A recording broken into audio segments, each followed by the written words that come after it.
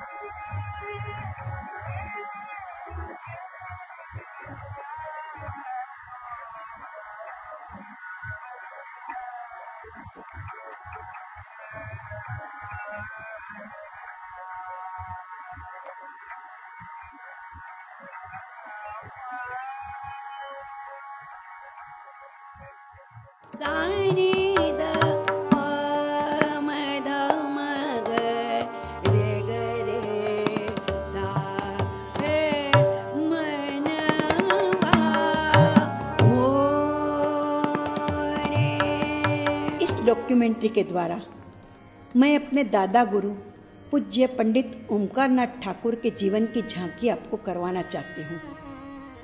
29 दिसंबर 2017 का दिन पंडित जी की 50वीं पुण्यतिथि का दिन है। यह डॉक्यूमेंट्री मेरे द्वारा पंडित जी के प्रति श्रद्धांजलि स्वरूप है। इस कार्य में मेरी शिष्या शिल्पा शाह ने मुझको बहुत सहायता की है। मेरे ससुराल के घर और पंडित जी के बीच में घनिष्ठ पारिवारिक संबंध थे। मैं तथा मेरे पति प्रदीप कुमार दीक्षित पंडित जी द्वारा स्थापित कॉलेज में संगीत की उच्च तालीम प्राप्त किए हैं और कई वर्षों तक हम दोनों ने इसी कॉलेज में शिक्षण का कार्य भी किया है। अतः मैं अपना कर्तव्य समझती हूँ कि भावी पीढ़ी को पंडित जी के संबंध में अधिकृत जानकारी मिल सके। पंडित ओंकारनाथ ठाकुर एक ऐसे विरल संगीतज्ञ थे जो प्रयोगात्मक संगीत में तो श्रेष्ठ थे ही, साथ में एक शोधकर्ता भी थे। आपने संगीत शास्त्र ग्रंथों के निरंतर अभ्यास से प्राप्त नवीन तथ्य अपने विद्वत्तापूर्ण ग्रंथ में स्थापित किए। बीएचयू स्थित भारत कला भवन पंडित जी की उपलब्धियों के साक्ष्य समस्त पदकों और सम्मान पत्रों से आच्छादित है। उनकी 50वीं वर्षगांठ पर उनके मुंबई के कुछ संगीत प्रेमी मित्रों की दी गई वो चांदी की वीणा, जो उनके स्वर्गवास के बाद उनके ट्रस्टी प्रोफेसर प्रदीप कुमार दीक्षित के संरक्षण में रही, अब उन्हीं के योगदान से भारत कला भवन के संरक्षण में यहां की शोभा बढ़ाती है। गुजरात के खंबात जिले में 24 जून 1897 को जन्मे पंडित ओंकारनाथ अपने पिता श्री गौरी शंकर व माता झवेरबा की चौथी संतान थे। पारिवारिक कलह के कारण पंडित जी के पिता अपने परिवार के साथ गुजरात के एक नगर भरूच में आकर बस गए। गायकवाड़ की सेना में सेवारत श्री गौरी शंकर एक महात्मा से दीक्षा लेते रहे, जिसके पश्चात वे ओंकार के ध्यान में रहने लगे थे। ओंकारनाथ 8 वर्ष के थे जब उनके पिता ने संन्यास ले लिया और नर्मदा के तट के समीप एक कुटिया बनाकर ओंकार की साधना में लीन रहने लगे। पंडित ओंकार नाथ के परिवार की आर्थिक स्थितियां अत्यंत विषम रहीं। ऐसे में मां झवेरबा ने पूरे धैर्य व साहस से दूसरों के घर काम कर करके बच्चों का पालन पोषण किया। बचपन से ही अत्यंत संवेदनशील पंडित जी का पूरा बाल्यकाल गरीबी में ही बीता। अपनी मां को जीविकोपार्जन में सहयोग देने के साथ ही वे अपने पिता की सेवा भी किया करते। बचपन से ही ओंकार नाथ जी को सरस्वती की कृपा स्वरूप एक सुरीला कंठ प्राप्त था और उन्हें संगीत की दीक्षा लेने की तीव्र इच्छा भी थी। माता पिता के प्रति अपने कर्तव्य के कारण पंडित जी की औपचारिक शिक्षा ही केवल कक्षा 5 तक हो पाई। ओंकार नाथ 14 वर्ष के थे जब उनके पिता श्री गौरी शंकर ने पूर्व घोषणा के साथ समाधि ले ली। मृत्यु से पूर्व वे अपने प्रिय पुत्र की जीभ पर वाग बीज मंत्र लिख गए।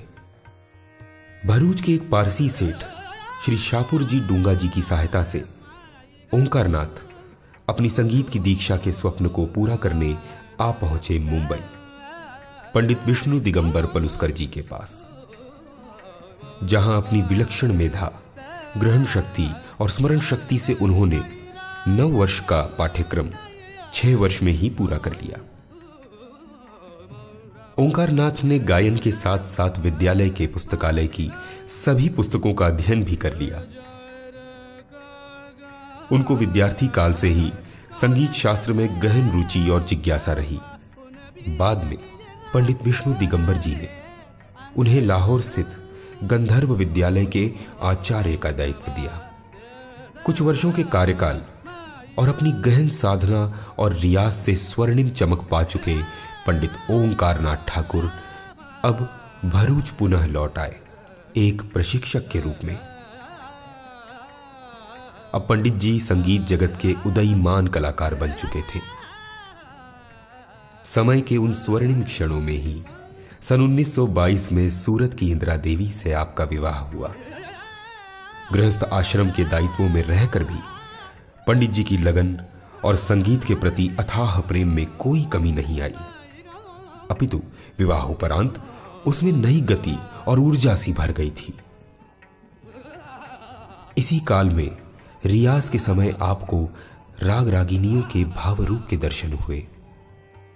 एक लगन थी कि राग रागिनियों को राग क्यों कहते हैं, रागिनी क्यों कहते हैं। उनको खोजने के लिए मैं एकांत में अपने बंगले के पीछे एक बहुत बड़ा पेड़ आम का था, उसके नीचे बैठकर कभी रात को 2 बजे, कभी 1 बजे, कभी 12 बजे, कभी 3 बजे, 4 बजे, जब भी उठता हूँ और उड़ गया हूँ तो वहाँ बैठकर उसी प्रकार तंबुरा लेकर सुरों की साधना करता था। उन रागों को देखता था कि रागों में यह रागता क्यों है, यह रागिनी में रागिनीत्व क्यों है, उसमें पुरुषत्व क्या है, उसमें स्त्रीत्व क्या है। तो यह देखते देखते मुझे दर्शन हुए हैं। वैसे इन रागों और रागिनियों ने मुझे कुछ साक्षात्कार किया है और इसीलिए एक साक्षात्कार तो मेरे जीवन की घटना हो गई है। मैं तोड़ी का आलाप कर रहा था, वो आलाप से उसके गांधार को छूते ही मैं ऐसा रो पड़ा कि मुझे स्मरण है मेरी पत्नी हमारे यहाँ का ठंडा पानी मेरे सिर पर 24 घंटे डालती रही कि क्यों रो रहे हैं, इनको क्या हुआ है। तो अभी भी तोड़ी का स्मरण होते ही मैं बबल खोटता हूँ, गदगद हो जाता हूँ। मेरी राय में पुरुष पत्रिका नायिका है, प्रौढ़ा पुरुष पत्रिका नायिका है। तो ऐसे जो अध्ययन मेरे हुए हैं उसी अध्ययन का परिणाम है जिसके मेरे संगीत में मैं उसको अनुप्राणित करने का यत्न कर रहा हूँ। मतवातर गाए जाते हो, मतवातर आलाप लिए जाते हो, मतवातर ताने मारते हो, गलत है। भाव की सृष्टि ऐसे खड़ी नहीं होती है। ठहरो, ऐसे जैसे बोलते समय कहीं कहीं ठहरना पड़ता है, ठहरने से ही भाव की अभिव्यक्ति होती है। कहाँ जोर देना चाहिए वहां जोर देना चाहिए, जहां मुलायम करना चाहिए वहां मुलायम करना चाहिए। इसीलिए स्वर के भीतर काकू भेद जो भरत ने कहे हैं, उन काकवादी भेदों का प्रयोग करने से ही भाव की अभिव्यक्ति होगी। पंडित ओंकार नाथ जी ठाकुर काकू प्रयोग पर काफ़ी बल देते थे और उनकी गायकी भी भाव प्रधान थी। इस बारे में हमें थोड़ी जानकारी दीजिए। पंडित जी काकू को प्रयोग बहुत बहुतायत रूप से करते थे, भरपूर रूप से करते थे। वे कहते थे यदि हम बात भी करते हैं तो काकू प्रयोग उसमें भी है। तो कहते थे उदाहरण के लिए कि जब किसी ने कहा फलां चीज है, उसने उत्तर दिया नहीं है। देखिए अवरोही क्रम नहीं है स्वर ऊपर गया नहीं है। हम केवल किसी को यदि हम कहते हैं केवल लय, कि यदि लय में भी देखते हैं कि हम किसी को का देखो भाई कोई सज्जन व्यक्ति आया, अरे कौन है, देखिए सुनने बोल गए, उसको भी लगा कोई आने वाला क्रोधी है और सुनने वाला वो भी क्रोध में आ गया, अरे देखो कौन है, ये कौन व्यक्ति है। इटली में सन 1933 में आयोजित विश्व संगीत सम्मेलन में पंडित जी भारतीय संगीत प्रतिनिधि के रूप में चुने गए। उस दौरान अपने अनुज पंडित रमेश चंद्र के साथ, जो कई वाद्य बजाने में प्रवीण थे, यूरोपीय देशों में भी कई कार्यक्रम और प्रवचन देते गए। प्रवास और भी आगे चलकर रशिया की ओर मुड़ा ही था कि एक दुखद समाचार ने उन्हें वहीं रोक दिया। समाचार था पत्नी इंदिरा देवी के प्रथम प्रसूति में ही नवजात शिशु समेत निधन का।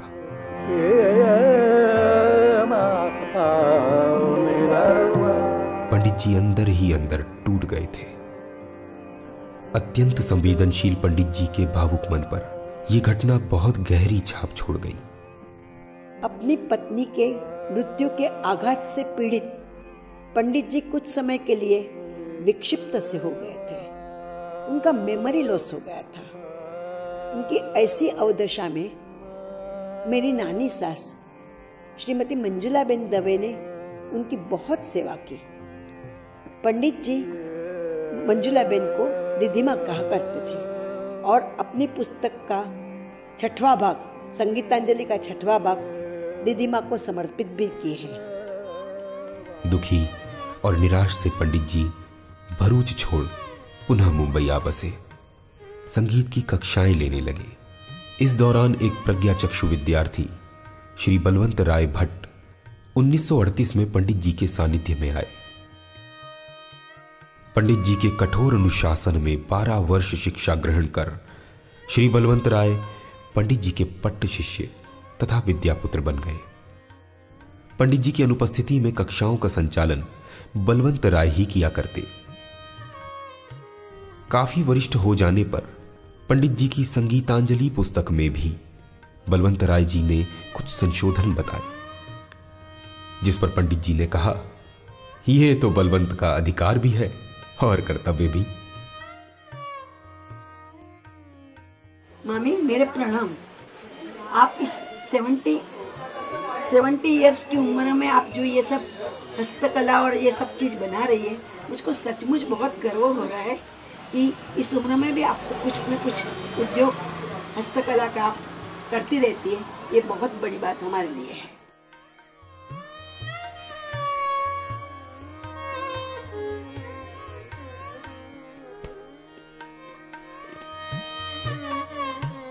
जिस नेत्रहीन किशोर को संगीत सिखाने में पंडित जी ने अनिच्छा दिखाई थी, उसी को संगीताचार्य की सर्वोच्च उपाधि देते समय सभा में पंडित जी ने कहा कि आज ब्लाइंड स्कूल के मैनेजर भाभा साहब जीते और ओंकारनाथ हारा।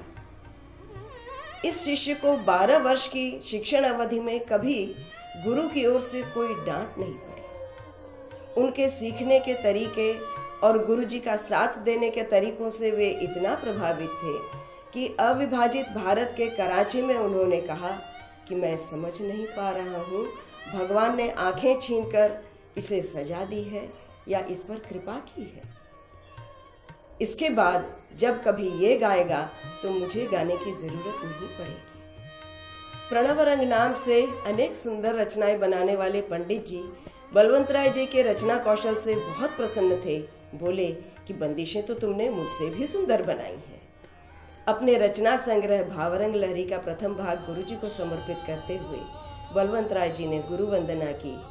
तू ही रंगरेज भावरंग को, तू ही रंगरेज भावरंग को, तू ही रंगरेज भावरंग को, प्रणव रंग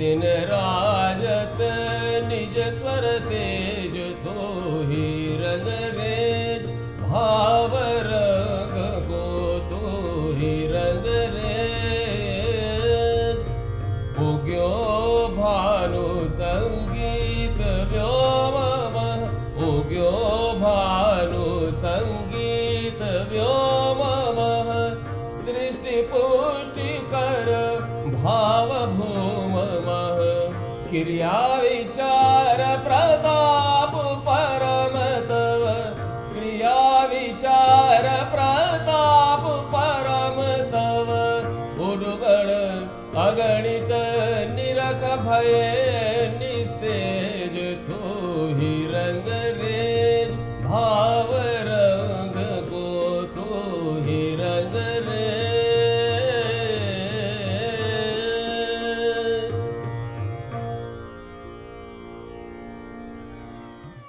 निवृत्ति के बाद पंडित ओमकारनाथ जी जब बनारस से जाने लगे तब अनेक हताश शिष्यों को आश्वस्त करके गए कि मैंने क्रियात्मक संगीत का पूरा ज्ञान पंडित बलवंत राय जी को दिया है तथा संगीत शास्त्र का ज्ञान डॉक्टर प्रेमलता शर्मा को दिया है, अतः आप इन दोनों से मार्गदर्शन प्राप्त कर सकते हो। वायलिन में पंडित जी की गायकी को हूबहू उतारने वाली डॉक्टर एन राजम भी पंडित जी की प्रिय शिष्या है। पंडित कनकराय त्रिवेदी तथा डॉक्टर राजाभाऊ सोनटक के पंडित जी के वरिष्ठ शिष्य थे। अन्य शिष्यों में से कुछ ने गायक के रूप में प्रतिष्ठा प्राप्त की तथा अनेकों ने शिक्षक के रूप में पंडित जी की परंपरा को आगे बढ़ाया। 1942 द्वितीय विश्व युद्ध के दौरान कई लोगों का मुंबई से पलायन हो गया था। पंडित जी भी इसी दौरान सूरत आ गए।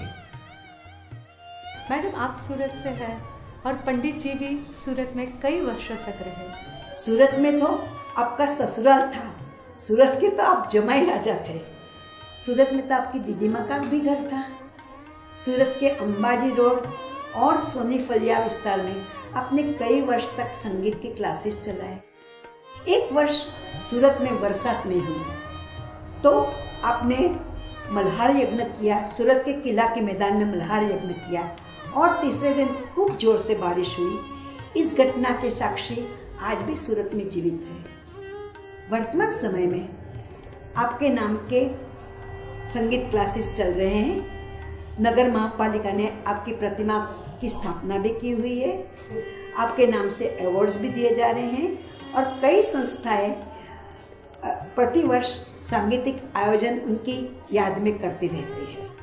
फिर 1950 में काशी हिंदू विश्वविद्यालय के श्री कला संगीत भारती के प्रथम स्थापक आचार्य के रूप में पंडित जी का सूरत से बनारस आगमन हुआ। जागृतो दूर मुदैति देवं तदुसूतप्स्य तदैवैति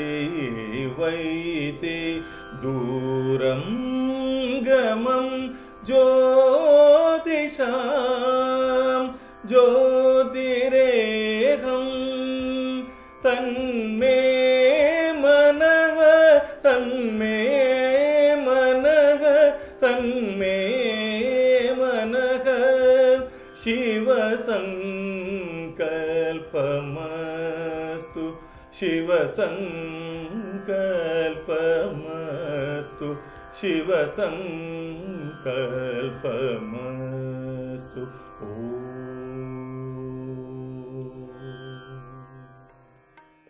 7 वर्षों में महाविद्यालय की प्रतिष्ठा पूरे भारत में फैलाकर पंडित जी ने इस विद्यालय को एक सुदृढ़ धरातल पर स्थापित कर दिया। प्रारंभ में 3 विभाग यहाँ पे बने, गायन, वादन और संगीत शास्त्र। संगीत शास्त्र विभाग जो है ये हमारे देश का पहला विभाग है जो काशी हिंदू विश्वविद्यालय में प्रारंभ किया गया और अभी तक सुचारू रूप से चल रहा है। सबसे ज़्यादा खुशी की बात है कि इस समय हमारे यहाँ संगीत में शोध छात्र 100 से भी ज़्यादा हैं और पठन पाठन कर रहे हैं और ये हमारा संकाय सुचारू रूप से चल रहा है। अपनी प्रिय शिष्या प्रोफेसर प्रेमलता शर्मा जी की सहायता से पंडित जी ने 6 भागों में विभक्त संगीतांजलि नामक पुस्तक और प्रणव भारती नामक शोध ग्रंथ भी प्रकाशित किया। Dr. Sanyal, we know Pandit Omkarnath ji has authored Sangeetanjali series 1 to 6 as well as Pranav Bharati. Can you share his views on Shruti, Swar as well as the international impact of his teachings? Sangeet Mathan Pandit Omkarnath Thakur was an epitome of Gwalior Khyal Gayaki, and I think he was also a great visionary in bringing Shastra and Prayog together. I think when we talk of Indian music, Sangeeta, the entire musicological concepts pivot around Shruti and Swara. To put it very simply, when I read Sangeetanjali, what I found is that Shruti is a concept, and the application of the Shruti in the Swara or the Raga is a percept. So we never sing the Shruti, it is a concept. But as soon as we sing the Shruti, it is a percept. And this has been very clearly propounded by Abhinavagupta and the later musicological texts that we find in the Indian music works. So I think Panditji was really very important. And today the entire musical world is fortunate that we have these books as a textbook, and it is the finest authority of Indian classical music. I'm so fortunate that I'm learning in such a great institute of Pandit Omkarnath Ji Institute, and so scholarly people are here, and I find the youth, especially youth, that they are learning with a very deep interest in the classical music nowadays. What I'm doing. I'm learning Drupad singing since 1992. The Drupad way of rendering is very much touching Japanese heart. Sardar Vallabh भाई पटेल के आमंत्रण पर 15 अगस्त 1947 में भारत की स्वतंत्रता के स्वर्णिम प्रभाव में ऑल इंडिया रेडियो दिल्ली द्वारा पंडित जी ने संपूर्ण वंदे मातरम का अद्भुत गान किया था।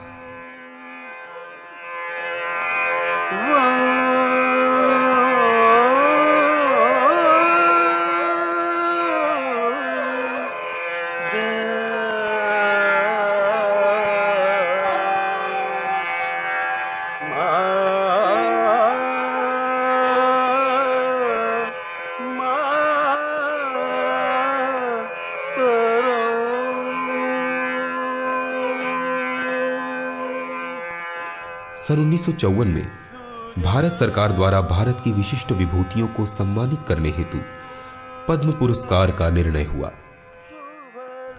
संगीत में पद्मश्री के लिए पंडित जी का नाम सूची में सबसे ऊपर था और 26 जनवरी 1955 को भारत के प्रथम राष्ट्रपति डॉक्टर राजेंद्र प्रसाद द्वारा पंडित ओंकारनाथ को पद्मश्री से सम्मानित किया गया। 1997 में पंडित जी के जन्म शताब्दी वर्ष में भारत सरकार ने पंडित जी के चेहरे वाली पोस्टल स्टैंप भी जारी की। कला पक्ष और शास्त्र पक्ष में पंडित जी को उनके अलौकिक योगदान के लिए काशी हिंदू विश्वविद्यालय तथा रविंद्र भारती विश्वविद्यालय से डी.लिट उपाधि से भी सम्मानित किया गया। पंडित ओंकारनाथ भारतीय शांति परिषद के सदस्य होते हुए विश्व के अनेक देशों तक भारत का शांति संदेश ले गए। वे चाहते थे कि हमारा विद्यार्थी दोनों को समझे, संगीत जगत को ये समझ में आए कि शास्त्र के बिना प्रयोग अधूरा है। दूसरी तरफ उन्होंने प्रणव भारती में तो पूरा का पूरा शास्त्र की ही बात की है, और अगर देखा जाए आद्योपांत उसका सर्वेक्षण किया जाए तो पता चलेगा कि हमारा जो आज संगीत शास्त्र और म्यूजिकोलॉजी की जो पढ़ाई हो रही है वो सब का सब उसी का या तो विस्तारीकरण है अथवा उसी का सिस्टमेटाइजेशन है। और ये मैं बहुत गर्व के साथ कहना चाहता हूँ कि यह कार्य, इसका दायित्व मिला किसको, उनकी सुयोग्य शिष्या प्रोफेसर प्रेमलता शर्मा को, जिन्होंने सन 67 में उसको बहुत व्यवस्थित स्वरूप प्रदान किया। पंडित जी ग्वालियर घराने के प्रतिनिधि कलाकार थे। गुरु की दी हुई दीक्षा तो थी ही, साथ ही उनके अपने विचारों ने भी उनकी गायकी में नए आयाम जोड़े। पंडित जी की शिक्षा परंपरा आज भी काशी हिंदू विश्वविद्यालय के संगीत संकाय में जीवित है। विद्यार्थी पूरी लगन, तल्लीनता और प्रेम से उनके बताए राग और बंदिशें सीखते हैं। पंडित ओमकारनाथ ठाकुर जी बहुत खूबसूरत बंदिशें रचा करते थे और वो प्रणव रंग के उपनाम से लिखा करते थे बंदिशें। और आज मैं आपको राग जैत में उन्हीं की रची हुई एक बहुत ही खूबसूरत बंदिश निंदिया न आए सिखाऊंगी। निंदिया न आए, निंदिया न आए, अखियाँ न मोरी आली, अखियाँ न मोरी आली, निंदिया न आए। पंडित जी के स्वभाव की एक और विशेषता थी कि वे अन्वेषक भी रहे। संगीत के मानव मन, प्राणियों एवं वनस्पतियों पर प्रभाव को बड़ी सूक्ष्मता से अध्ययन कर उन पर प्रयोग भी किया करते। उनकी जो वैज्ञानिक दृष्टि थी कि उन्होंने संगीत को चिकित्सा की दृष्टि से भी सोचा था। और एक वाकया जिसने मेरे शोध कार्य की प्रेरणा स्रोत बना वो ये था कि इटली के मुसोलिनी को अनिद्रा की बीमारी थी, जिन्हें पंडित जी ने राग पुरिया गाकर निद्रा की अवस्था में ला दिया था। मुझे जब ये तथ्य पता हुआ तो मेरी जहन में तब से ये बात घर कर गई कि यदि मैं कभी शोध करूँगी तो संगीत की इस चिकित्सात्मक जो तथ्य है इसकी खोजबीन करने के लिए मैं काम करूँगी। और मेरा सौभाग्य है कि मैंने वो कार्य संगीत चिकित्सा पर इसी संकाय से प्रोफेसर अर्चना प्रदीप दीक्षित जी के निर्देशन में संपूर्ण किया। जीवन के अंतिम प्रहर में पंडित जी ने भरूच में ही अपने लिए एक भवन खरीदा, किंतु उसके पश्चात ही वे पक्षाघात से ग्रस्त हो गए। 2 वर्ष अनेक स्थानों पर उपचार होता रहा, किंतु स्थिति में सुधार न हो पाया। अंत में 29 दिसंबर 1967 को मुंबई में पंडित जी की आत्मा परमात्मा में विलीन हो गई। जोगी मत जा, भजन का वो जोगी अब जा चुका था। जोगी मत जा, मत जा, मत जा, मत जा, मत जा, मत जा, जोगी मत जाओ, मत जा, मत जा।